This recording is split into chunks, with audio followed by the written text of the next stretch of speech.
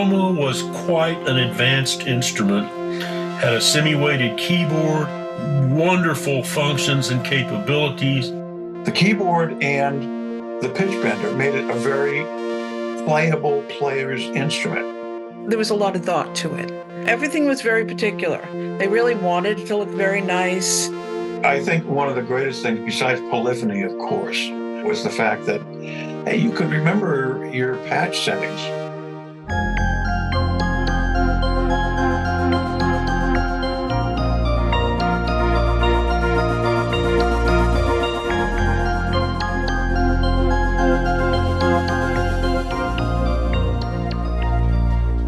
Now I can look back and think, boy, if we only had a bigger display. You know, you've got hundreds and hundreds of functions and one little tiny little window and a thumper. So they had a prototype, and at that point, I was trying to figure out how to run it in the studio. Phil had brought one down, no documentation. I remember I just couldn't figure out how to program it.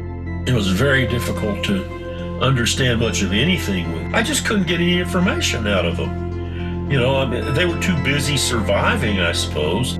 ARP was just barely hanging on. It wasn't their fault, but it was just hard to keep everything going at that point. I know they were trying to do a lot of new things, and it's not always the easiest road.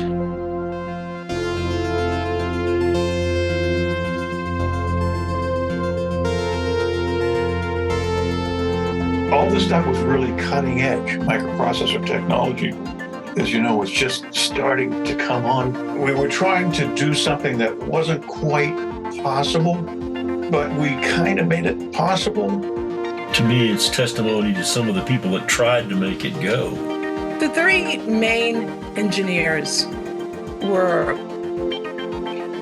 very focused, and I think they were coming up with some brilliant things. Some things didn't see the light of day.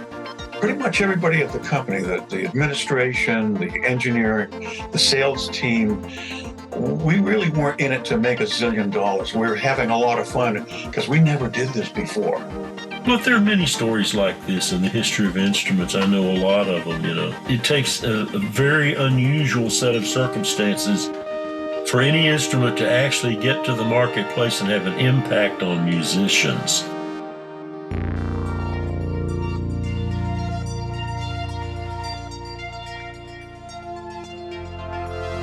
There are people that love the Chroma still. I mean, there are some Chroma apostles out there. My hat's off to all those people who really worked very, very hard to make that thing work, and I'm glad they did. We live in a society that tends to lionize performers and composers. You don't hear much about guys that design instruments. ARP was my family then. You know, it really was, so. It was a good time. We had a lot of fun doing it. Very exciting time. I was fortunate enough to work with some very extremely talented people. I respected everyone there. I loved all the different people in production. I mean, there's a lot of women out there building them, you know, a lot of characters. You know, it was a good place to be. You know, I don't think I could imagine walking into some place that was stilted, you know, just rigid. It was nothing like, it was the furthest from that. It was a hell of an instrument. I wish it had gotten its due.